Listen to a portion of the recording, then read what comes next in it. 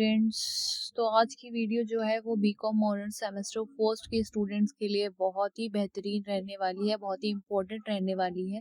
क्योंकि आज की वीडियो मैंने जो बनाई है वो मैनेजमेंट प्रिंसिपल एंड एप्लीकेशन, जो डीएससी फर्स्ट का आपका सब्जेक्ट रहेगा, जो कि ऑनर्स वाले बच्चों के लिए रहेगा, उसका इम्पोर्टेंट क्वेश्चन मैं लेकर आई हूँ जो आपके एग्जाम से रिलेटेड है। इन क्वेश्चंस को आप एक बार थ्रू आउट कर लीजिएगा, एक बार पढ़ लीजिएगा, तो आपका पूरा सिलेबस कवर अप हो जाएगा और आपको इसके अलावा कुछ और पढ़ने की ज़रूरत नहीं होगी।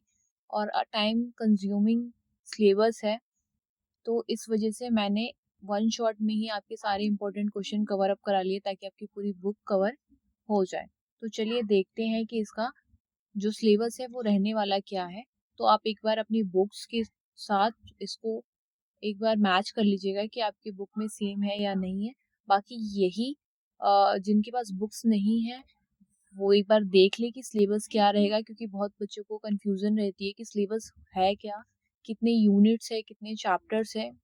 उन बच्चों को यही नहीं पता होता कि सिलेबस में आने क्या वाला है। तो मैं फर्स्ट आपको सिलेबस बता देती हूँ कि सिलेबस क्या रहने वाला है, उसके बाद हम क्वेश्चंस को डिस्कस करेंगे। ठीक है, तो चलते हैं अपने सिलेबस की तरफ। तो आप एक बार देख लीजिए। तो आपका यूनिट फर्स्ट रहेगा इंट्रोडक्शन। इस जो भी आपकी बुक है ये एप्लीकेशंस के बारे में, मैनेजमेंट प्रिंसिपल और एप्लीकेशन, इसका जो फर्स्ट यूनिट रहेगा इसमें आपको इंट्रो दिया जाएगा कि क्या होता है ये, किस चीज़ से रिलेटेड होता है, ये कैसे काम करता है, वो चीज़ें इसमें बताई जाएगी आपको। ठीक है, उसके बाद रहेगा प्लानिंग। तो यूनिट सेकंड में रहेगा प्लानिंग क्या होती है, फिर ऑर्गेनाइजिंग। ठीक है, फोर्थ रहेगा directing and controlling, silent development and contemporary issues in management. ठीक है, तो ये क्या रहने वाला है ये आपको बताया जाएगा इसमें। ठीक है, तो हम चलते हैं इसके क्वेश्चंस की तरफ। तो क्वेश्चंस कुछ मैंने पूरा सिलेबस देखते हुए कुछ क्वेश्चनों को लिया है, प्रीवियस ईयर क्वेश्चन पेपर्स के से भी लिया है, तो प्लीज़ पूरा वीडियो देख लीजिएगा। थोड़ा सा ही वीडियो है, हिंदी और इंग्लिश स्टूडेंट्स दोनों के लिए ही मैंने बनाया है। दोनों ही स्टूडेंट्स इस क्वेश्चंस को तैयार करके अपना पूरा सिलेबस कवर कर सकते हैं, और इसके अलावा कुछ भी अलग से नहीं आएगा, इन्हीं में से क्वेश्चन आएंगे। क्वेश्चन ये नहीं कहती क्वेश्चन पूरा सेम डिट्टो यही आने वाला है, बट इसी से रिलेटेड आएगा। अगर आप ये पढ़ लेते हैं तो आपका सिलेबस कवर अप हो जाएगा और आपके 80% मार्क्स, ये नहीं कहती पूरे 100% मार्क्स आपके आ जाएंगे, बट 80% आपके मार्क्स जो है कहीं भी नहीं गए, कि 80% मार्क्स पूरे कंफर्म है। कितने? 80% मार्क्स मैं कह रही हूँ, ये कहीं नहीं जा रहे अगर आप ये पूरा का पूरा क्वेश्चन पेपर जो मैंने बनाया है ये आप पढ़ लेते हैं तो। सेकेंड थिंग, अगर आपका एग्जाम हो जाता है तो प्लीज मुझे बताइएगा कमेंट सेक्शन में वापस आकर कि इससे कितना मैच हुआ। ठीक है, ताकि मुझे भी पता चले कि जो मैंने बनाया है वो आपके लिए बेनिफिशियल रहा या नहीं रहा। ठीक है, तो चलते हैं क्वेश्चंस की तरफ। तो क्वेश्चन आपका फर्स्ट जो रहेगा वो ये रहेगा, प्रबंध का अर्थ और महत्व बताइए। Explain the meaning of and importance of management. तो ये फर्स्ट क्वेश्चन क्या है आपका, प्रबंध। एप्लीकेशन एंड मैनेजमेंट का बुक है, तो उसी से रिलेटेड फर्स्ट क्वेश्चन होगा कि प्रबंध होता क्या है, उसका महत्व क्या होता है। तो उत्तर इस तरीके से रहेगा आपका, प्रबंध एक ऐसी प्रक्रिया है जिसके माध्यम से संगठन अपने उद्देश्यों को मानव, भौतिक, वित्तीय और सूचनात्मक संसाधनों के समुचित उपयोग से प्राप्त करता है। ठीक है, फिर है प्रबंध में योजना बनाना, संगठन करना, निर्देश देना, नियंत्रण करना, समन्वय स्थापित करना शामिल होता है। इसके मुख्य उद्देश्यों कार्यों और को कुशलता और प्रभावशीलता के साथ पूरा करना होता है। ठीक है, तो ये हो गया आपका मीनिंग कि प्रबंध जो होता है, मैनेजमेंट जो होता है, वो कुछ कार्यों से रिलेटेड होता है, संबंधित होता है। पहले प्लानिंग करना उस कार्य के लिए, फिर उसके लिए ऑर्गेनाइजेशन बनाना, संगठन करना, फिर उन्हें डायरेक्शन देना कैसे काम करना है, फिर उन पे कंट्रोल करना, नियंत्रण करना, समन्वय, कोऑर्डिनेशन बैठाना। तो ये सारी चीजें मिला के मैनेजमेंट कहलाती है। आपको ही पता है जब स्कूल्स में फंक्शन होते हैं या किसी भी कार्य को हम स्थगित करते हैं या कोई भी इवेंट होता है तो उसके लिए प्रॉपर मैनेजमेंट किया जाता है। पता है आपको? आपने स्कूल्स में देखा होगा जब फंक्शन हुआ करते थे, चाहे वो 26 जनवरी का हो या फिर एनुअल फंक्शन हो या किसी भी तरीके का फंक्शन होता था, तो उसमें हर चीज़ होती थी। पहले क्या किया जाता था, प्लानिंग होती थी पूरी, कौन डांस करेगा, कौन गाना गाएगा, कौन स्पीच देगा, तो इस तरीके से वो प्लान करते थे, कब-कब करेंगे, कौन सी टाइमिंग करेंगे, कौन पहले आएगा, कौन बाद में आएगा, तो इस तरीके से प्लानिंग होती है। उसके बाद फिर क्या होती है, योजना, मतलब योजना बना लिया उसने, फिर संगठन करना। अब करेगा कौन? तो वो संगठित करते थे, ठीक है? तो वो एक ऑर्गेनाइजेशन बना दिया कि संगठित कर दिया कि भाई कौन-कौन काम करेगा, मतलब इस क्लास के बच्चे करेंगे या इस क्लास के बच्चे करेंगे, इस तरीके से। फिर निर्देश करना, फिर निर्देश दिया जाता था, मतलब उनको जाके बताया जाता था कि भाई ये काम आप करोगे। तो उसके लिए स्टाफिंग, निर्देश मतलब में होता है स्टाफिंग करना, मतलब सारा कुछ होता था उसमें। तो वो चीजें करते थे, मतलब बता देते, निर्देश दिया था। नियंत्रण करना, फिर उसको नियंत्रित करते थे, टाइम टू टाइम देखते थे कि वो लोग कर क्या रहे हैं, वो प्लान को सही तरीके से मतलब उसके फ्लो में चल रहे हैं या नहीं चल रहे हैं, वो चीजें चेक किया करते थे। फिर समन्वय, मतलब आपस में कोऑर्डिनेशन, ये नहीं कि जिसको बोल दिया है पहले डांस करना है वो बाद में आए, या जिसको बहुत बाद में बोला है वो पहले स्टेज पे चढ़ जाए। तो ऐसा नहीं होता है, कोऑर्डिनेशन करना पड़ता है, वो पूरी एक टीम होती है कि भाई कोऑर्डिनेट करना है कि इसके बाद ये बंदा आएगा काम करने, इसके बाद ये बंदा काम करने आएगा, ये इस बंदे को रिपोर्ट देगा। तो इस तरीके से पूरा संगठन में समन्वय होता है, ठीक है? तो इसका महत्व क्यों है? किसी भी काम को सही तरीके से करना सबसे बड़ा महत्व है इसका, ठीक है? सर्वोत्तम उपयोग को सुनिश्चित करता है, कर्मचारियों में सहयोग और अनुशासन विकसित करता है, संगठन को संगठन को बदलते वातावरण में टिके रहने में मदद करता है, एक अच्छा प्रबंधन उत्पादकता बढ़ाता है। अब देखो, एक अच्छा संगठन होगा, अच्छा कार्य होगा, तो अच्छी तरीके से प्रोडक्शन होगा। अब जैसे मैंने बोला, एक फंक्शन में सारी चीजें सही तरीके से होगी तो एक फंक्शन बहुत अच्छी तरीके से रन आउट हो जाएगा, बहुत अच्छी तरीके से फंक्शन कर लिया जाएगा। मगर अगर कोऑर्डिनेशन नहीं होगा, अच्छी तरीके से लोग आएंगे नहीं, पार्टिसिपेट नहीं करेंगे, नियंत्रण नहीं होगा, तो वो क्या होगा, फंक्शन खराब हो जाएगा, मजा नहीं आएगा। तो वही है, प्रोडक्शन नहीं होगा सही से, कर्मचारियों के अगर बीच में कोई भी समन्वय नहीं होगा, कर्मचारी एक दूसरे से बात नहीं करेंगे, तो वो चीजें नहीं होती, ठीक है? तो इंग्लिश में इस तरीके से आप प्लीज पढ़ लीजिएगा, मैं हिंदी में इसलिए समझा दे रही हूँ ताकि आपको जल्दी समझ में आ जाए, क्योंकि हिंदी हमारी मातृभाषा है। आज 98% बच्चों को समझ में आती है, मैं तो कहती हूँ 100% को समझ में आती है। मैंने बहुत बोल चाल वाली भाषा में मैं समझा रही हूँ ताकि आपको समझ में आ जाए, एग्जाम्पल के थ्रू समझा रही हूँ ताकि ज़्यादा परेशानी ना हो। इंग्लिश सिर्फ रीड आउट के लिए आप रीड आउट कर लीजिएगा, जो इंग्लिश स्टूडेंट्स हैं। हिंदी वालों को तो मैंने समझा दिया, यहाँ पे आंसर्स भी है, आप पढ़ लीजिएगा। नीचे पीडीएफ भी मैं डिस्क्रिप्शन में दे दूंगी, आप वहां से डाउनलोड भी कर सकते हैं इसको, वहां से जाके देख सकते हैं, ठीक है?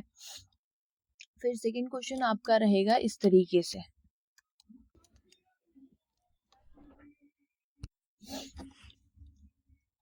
प्रबंधन के प्रमुख कार्यों की व्याख्या कीजिए, ठीक है? तो क्या है second question, explain the main function of management. अब मैनेजमेंट हमने पढ़ लिया कि मैनेजमेंट होता क्या है, अब इसके कार्य क्या होते हैं। जैसे मैंने बताया, मैं प्रबंधन किन चीजों से बना है, ऑर्गेनाइजेशन, मतलब पहले योजना बनाना, फिर संगठन करना, मतलब पहले तो आपको प्लानिंग करनी पड़ेगी, फिर संगठन बनाना पड़ेगा, फिर निर्देशन, फिर नियंत्रण और समन्वय। इन 5 चीजों से ही मिलके संगठन प्रबंधन होता है, ठीक है? तो यही यही कार्य भी होते हैं इसके। फर्स्ट कार्य होता है योजना बनाना, प्लानिंग करना, संगठन बनाना, ऑर्गेनाइजेशन बनाना, निर्देशन देना, मतलब कि डायरेक्शन देना, कैसे काम करना है, फिर उस पर कंट्रोल करना, नियंत्रण करना, फिर समन्वय मतलब कोऑर्डिनेशन करना, ठीक है? योजना के अंतर्गत संगठन के लक्ष्यों को निर्धारण तथा उन्हें प्राप्त करने के लिए कार्य योजना बनाना शामिल है। संगठन में कार्यों का विभाजन, विभागीकरण और अधिकार जिम्मेदारी का निर्धारण किया जाता है। तो विभाजन होता है कि विभाजन, विभागीकरण का मतलब होता है डाइवर्ट करते हैं वो। अ, मतलब मैं अगर आपको एक बात बताऊं, जैसे जस्ट एग्जांपल, जैसे मैंने आपको 26 जनवरी का फंक्शन का एग्जांपल दिया, ठीक है? तो जैसे 26 जनवरी में मैं आपको बता दे रही हूँ, जैसे 26 जनवरी है तो 26 जनवरी में क्या क्या होता है। डांस होता है, आपको पता है क्या होता है? डांस होता है, ठीक है। क्या होता है पहले? डांस होता है, सॉरी, डांस होता है। फिर कोई म्यूजिक, कोई गाना गा के सुनाता है, कोई गाना गा के भी सुनाता है ना उसमें। फिर कोई आपको पोएम सुनाएगा, कोई स्पीच देता है, इस तरीके से होता है ना। तो ये क्या है, अलग अलग डिपार्टमेंट ही है ना। कोई गाना गा रहा है, कोई डांस कर रहा है, कोई कविता आपको सुना रहा है, कोई स्पीच दे रहा है। तो इस तरीके से अलग अलग डिपार्टमेंट, तो इसका अलग अलग विभाजन कर दिया जाता है कि भाई बंदा पहले तू आके डांस करेगा, फिर तुम आओगे, फिर तुम आओगे, फिर तुम आओगे, इस तरीके से, ताकि ताकि अच्छा सा फंक्शन जो है अच्छे तरीके से कोऑर्डिनेट हो सके, और बच्चों का, स्टूडेंट्स का भी और टीचर्स का भी उसमें हिस्सेदारी हो, और उन्हें अच्छा लगे वो फंक्शन। ये नहीं कि अब पहली स्पीच दे के बोर कर दिया, ऐसा नहीं होता फंक्शन में। आपको पता है पहले डांस होता है, थोड़ी सी स्पीच होती है, फिर उसके बाद डांस, फिर थोड़ी सी कविता, फिर म्यूजिक। तो इस तरीके से क्या होता है कि विभाजन कर दिया जाता है कुछ कुछ पार्ट्स में, कि तुम ये करोगे, तुम ये करोगे, तुम्हें जिम्मेदारी दे दी गई, ये तुम्हारी ये जिम्मेदारी है, सॉरी।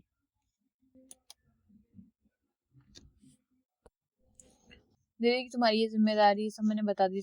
तो विभागीकरण इस तरीके से हो जाता है, विभाजन हो जाता है कि भाई तुम्हारा अलग अलग कार्य, अधिकार दे दिए जाते, किसी को जिम्मेदारियां दे दी जाती।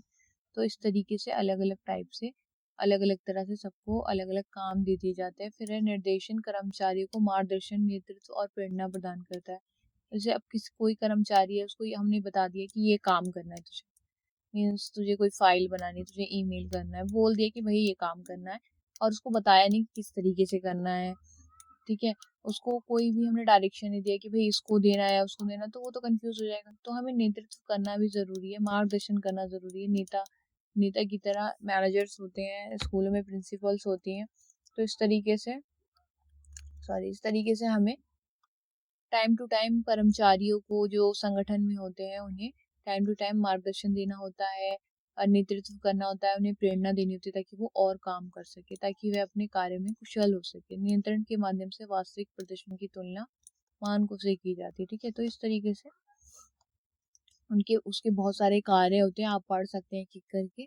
मैंने ये सर छोटा सा एग्जाम्पल दिया है एक उदाहरण के तौर पे, कि आप इस तरीके से लिख सकते हैं। लिखना किस किस टॉपिक पे है आपको मैंने यहाँ बता दिया, योजना है, संगठन है, निर्देशन है, इस टॉपिक्स पे लिखना पड़ेगा आपको, सारे कार्यों की व्याख्या करनी है आपको, ठीक है। फिर है थर्ड क्वेश्चन आपका, प्रदर्शन के शास्त्रीय, नव शास्त्रीय और आधुनिक सिद्धांतों की तुलना कीजिए। कंपेयर क्लासिक, न्यू क्लासिक और मॉडर्न थ्योरीज ऑफ मैनेजमेंट। तो ये प्लीज इम्पोर्टेंट नहीं है, ये वेरी वेरी इंपॉर्टेंट क्वेश्चन है, तो आप पढ़ लीजिएगा याद से।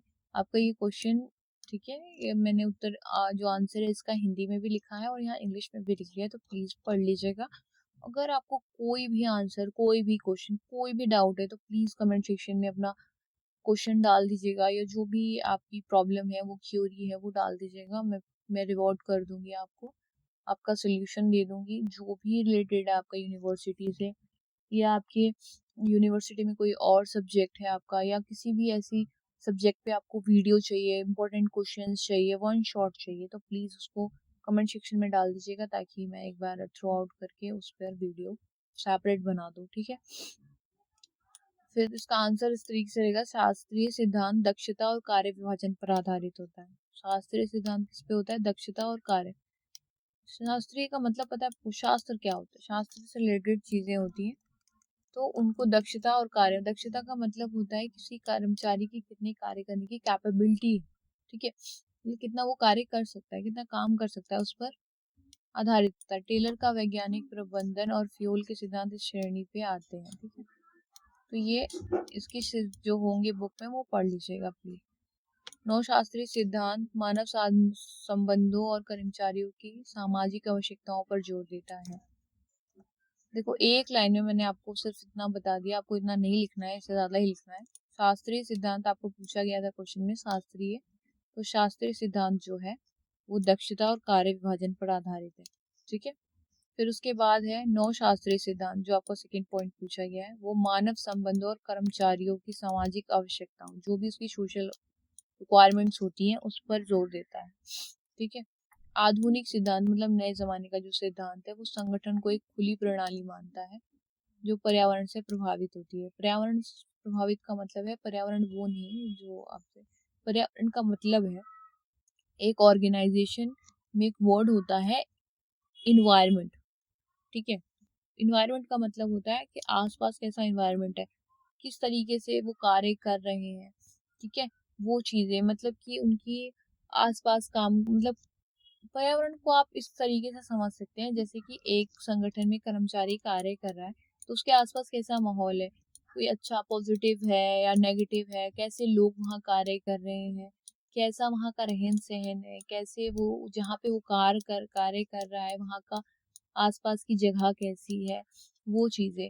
तो कभी भी किसी कर्मचारी को, या आप अपना एग्जाम्पल ले लो, अगर आप स्टूडेंट हो तो आपको एक ऐसा पर्यावरण चाहिए जहाँ पे आप पढ़ सको, मतलब आपको स्टडी फ्रेंडली टाइप का एक इन्वायरमेंट चाहिए जहाँ पे आप शांत, कुछ स्टूडेंट्स ऐसे होते हैं जिन्हें ऐसा इन्वायरमेंट चाहिए जो शांत हो, एक कमरा है वहाँ पे बैठ के वो पढ़ सकते हैं।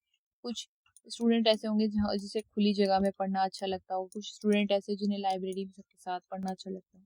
तो अलग अलग कर्मचारी है तो उनके हिसाब से पर्यावरण प्रभावित करता है। तो वही पर्यावरण का मतलब है, अब कर्मचारी भी है, किसी कर्मचारी को किसी के साथ काम करने में मजा आता है, किसी कर्मचारी को अकेले काम करने में मजा आता है, तो वो इस पे इफेक्ट करता है। तो पर्यावरण का मतलब ही ये होता है, ठीक है, मतलब आसपास का कैसा माहौल है। चौथा क्वेश्चन रहेगा आपका, मिन्सबर्ग के प्रबंधकीय भूमिकाओं को समझाइए, ठीक है। तो उनके रूल्स समझाने हैं आपको कि रूल्स क्या है। तो इनके जो रूल्स है वो 3 श्रेणी में बांटे हैं, मैं आपको थोड़ा थोड़ा बता रही हूँ ताकि आपको एक अंदाजा लग जाए, एक मतलब एक आपको ट्रिक पता चल जाए कि क्वेश्चन एक्चुअली है क्या। बाकी तो आप लिख ही सकते हो। अंतर, व्यक्तिगत, सूचनात्मक और निर्णयात्मक, इन तीनों मतलब 3 वर्गों में इसको बांटा गया है, व्यक्तिगत, सूचनात्मक और निर्णयात्मक, ठीक है।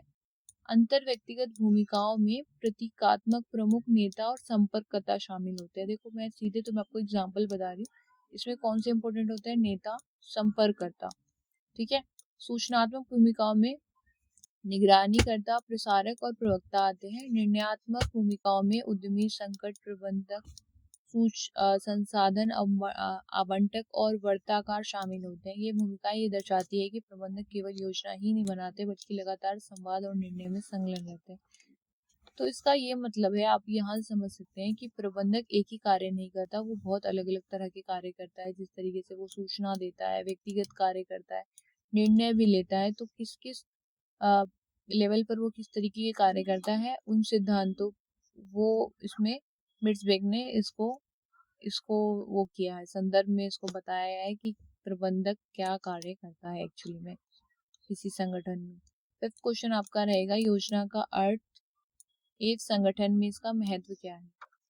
तो मैंने आपको फर्स्ट क्वेश्चन ही बताया था कि संगठन में योजना का क्या रोल होता है। फिर सेकेंड क्वेश्चन भी आपका यही था कि प्रबंधक का कार्य, प्रबंधक का प्रबंधन में कौन कौन से कार्य होते हैं। अब देखिए ये अलग से क्वेश्चन आ गया कि योजना का अर्थ, तो संगठन से रिलेटेड आपका जो कार्य है सेकेंड क्वेश्चन, वो आप प्लीज याद से पूरा पढ़ लीजिएगा कि उसके कार्य क्या है और कार्य की इम्पोर्टेंस क्या है, ठीक है। क्योंकि कभी कभी सीधे आपसे क्वेश्चन पूछ लेगा कि संगठन के कार्य बताओ, कभी कभी कार्य अलग अलग पूछ लेगा, जैसे इसने यहाँ पूछा है योजना, तो ये निर्देशन भी पूछ सकता है, ये आपको समन्वय भी पूछ सकता है, ये आपको सॉरी नियंत्रण भी पूछ सकता है, ठीक है। तो ये कुछ भी पूछ सकता है, एग्जामिनर एक ही क्वेश्चन को 10 तरीके से पूछ सकता है। तो आप ये मत सोचिएगा कि ये क्वेश्चन मैंने लिखा है तो यही आएगा, ये नहीं है। क्वेश्चन घुमा कर भी आता है, आएगा यही, लिखना आपको यही है, बट क्वेश्चन थोड़ा घुमा के आता है, तो प्लीज इसको पढ़ लीजिएगा आप, ठीक है। सिक्स क्वेश्चन आपका रहेगा निर्णय। देखो मैंने यहाँ आपको बोला तो वही, निर्माण की प्रक्रिया और तकनीकों की व्याख्या कीजिए। अब इसमें एक चीज इन्होंने ऐड कर दी है, तकनीक।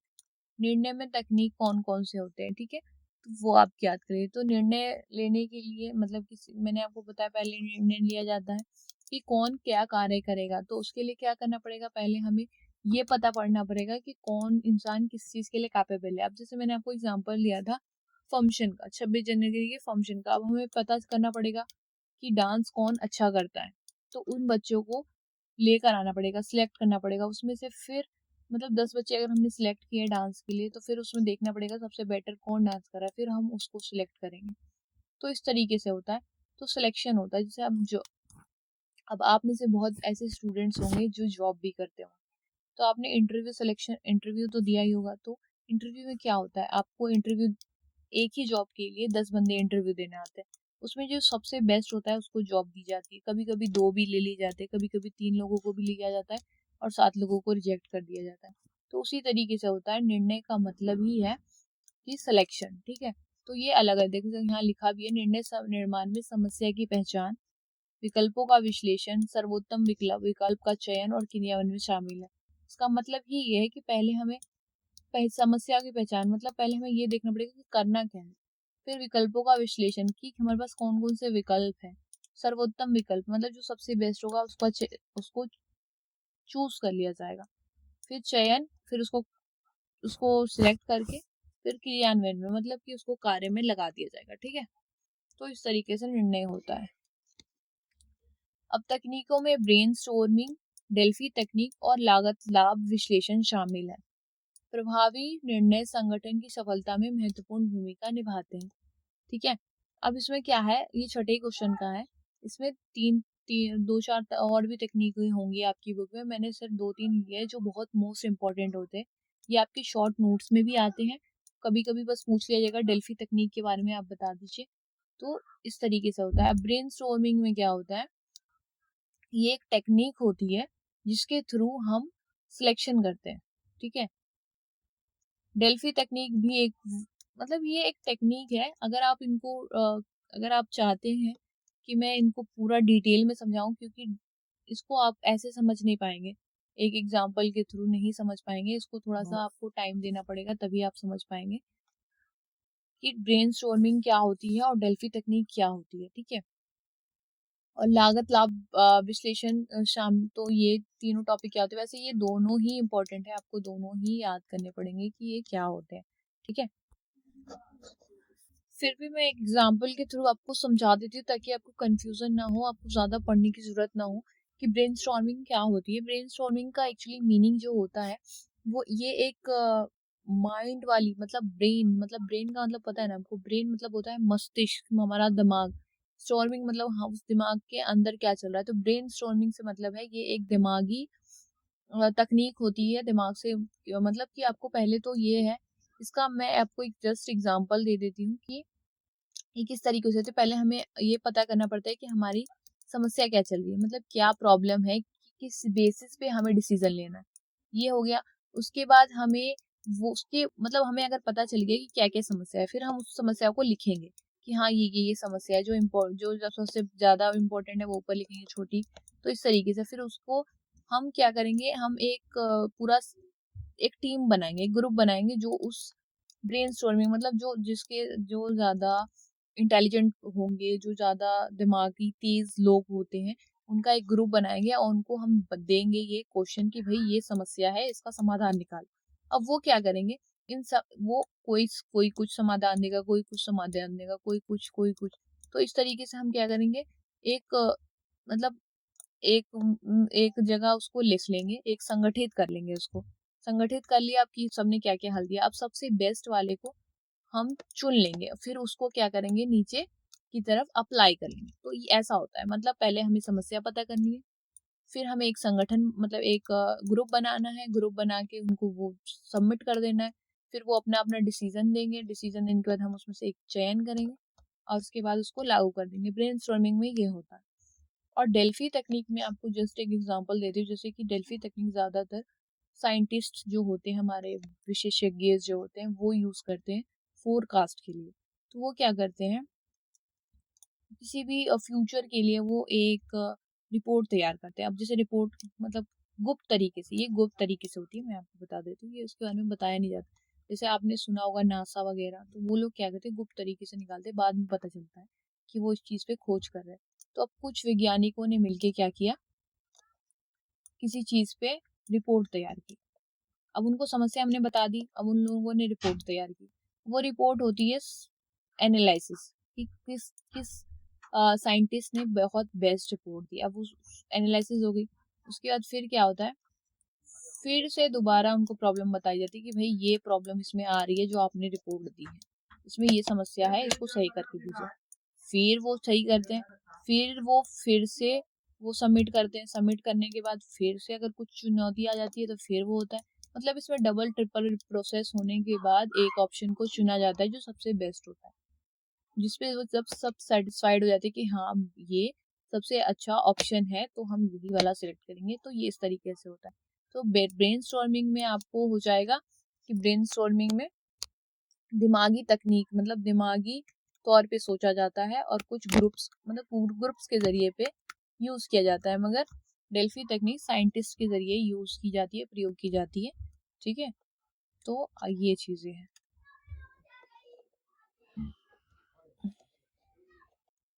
7th क्वेश्चन आपका रहेगा विकेंद्रीकरण और प्रत्यायोजन में अंतर स्पष्ट कीजिए। ठीक है, तो इस तरीके से रहेगा। फिर 8th क्वेश्चन आपका रहेगा संगठनात्मक संरचना और विभागीकरण पर चर्चा कीजिए। Organisation structure and departmentalisation. ठीक है, क्या है? संगठनात्मक संरचना कार्य और अधिकारों की औपचारिक व्यवस्था है और विभागीकरण कार्यों का समान प्रकृति के रूप में आधार पर समूहित करता है। ठीक है, तो ये ज्यादा मुश्किल नहीं है, आप खुद पढ़ सकते हैं, इसलिए मैं समझा नहीं रही हूँ उसको। अगर आपको कोई कंफ्यूजन होगा तो प्लीज कमेंट कर दीजिएगा, ताकि मैं वहाँ पे आपको डिटेल में बता दूँ कि क्या प्रॉब्लम है, क्या आपकी क्यूरी है। फिर है प्रेरणा का अर्थ और महत्व समझाइए। प्रेरणा मतलब मोटिवेशन, कैसे मोटिवेट करते हैं कर्मचारियों को कार्य करने के लिए। जैसे आपकी टीचर्स आपको मोटिवेट करते हैं कि स्टूडेंट्स पढ़ लीजिए, एग्जाम आने वाले हैं। तो ये आपके माँ बाप करते हैं कि बेटा करियर बन जाएगा, पढ़ ले, इस तरीके से मोटिवेट करते हैं ना। या कुछ दे दिया कि हाँ भाई ये हम ये आपको इसके बदले देंगे, आप प्लीज का ये पढ़ाई कीजिए, तो उस तरीके से मोटिवेट किया जाता है। तो कर्मचारियों को उसके बदले में पैसे दिए जाते हैं, कार्य बल दिया जाता है, ताकि वो अपने कार्य में और प्रोत्साहित हो और काम करे। ठीक है, फिर 10th क्वेश्चन है नेतृत्व की शैली की व्याख्या कीजिए। ये प्लीज पढ़ लीजिएगा, नेतृत्व वाला क्वेश्चन जो होता है वो रिपीटेड है और बहुत इंपॉर्टेंट होता है। ये पूछते ही पूछते हैं, इससे रिलेटेड पूरा का पूरा टॉपिक जो होगा वो पढ़ना। तो इसकी शैली क्या होती है, कैसे कैसे किस तरीके से, मतलब कौन कौन से स्टाइल है, किस तरीके से एक लीडर लीडरशिप करता है, वो इसमें बताया गया है। ठीक है, फिर 11th क्वेश्चन है नियंत्रण की प्रक्रिया और महत्व बताइए। ठीक है, तो नियंत्रण किस तरीके से करा जाता है, कंट्रोल, और क्यों इम्पोर्टेंट है कंट्रोलिंग करना, वो उसके बारे में। फिर 12th क्वेश्चन है 21वीं सदी की प्रबंधन चुनौतियों पर चर्चा कीजिए। Discuss management challenges on 24th century. तो 24th सेंचुरी में प्रबंधन की क्या चुनौतियां हैं उसके बारे में पूछा गया है। ठीक है, तो ये क्वेश्चन आप खुद भी, क्योंकि एक्चुअली में क्या होता है ना कि आपके जो बैचलर मतलब ग्रेजुएशन अंडर ग्रेजुएशन वाले जो क्वेश्चन पेपर्स होते हैं उसमें एक ना एक क्वेश्चन ऐसा आता है जो आपको खुद से बनाकर लिखना पड़ता है। फिर भी मैंने यहाँ पे थोड़ा सा लिख दिया है, आपको ये खुद से ही बनाकर लिखना है, बट टॉपिक से रिलेटेड ही रहता है।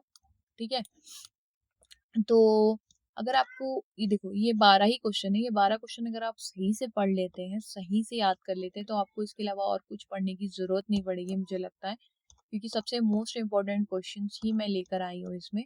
तो प्लीज प्लीज प्लीज अपने फ्रेंड्स को भी शेयर कर दीजिएगा, ताकि लास्ट मोमेंट पे उन्हें कंफ्यूजन ना हो कि क्या पढ़े और क्या ना पढ़े, तो वो भी पढ़ ले, उन्हें भी बेनिफिट हो जाए।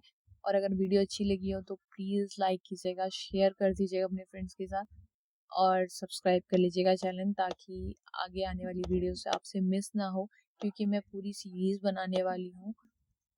और अपने सब्जेक्ट की, जो भी आपकी यूनिवर्सिटी में आपके सेमेस्टर में जो भी सब्जेक्ट है आपके पास, प्लीज प्लीज प्लीज वो कमेंट कीजिए, ताकि मैं उस पर मोस्ट इम्पोर्टेंट क्वेश्चंस लेकर आऊँ आपके लिए, जो आपके लिए लास्ट मोमेंट पे बहुत ही बेनिफिट करे।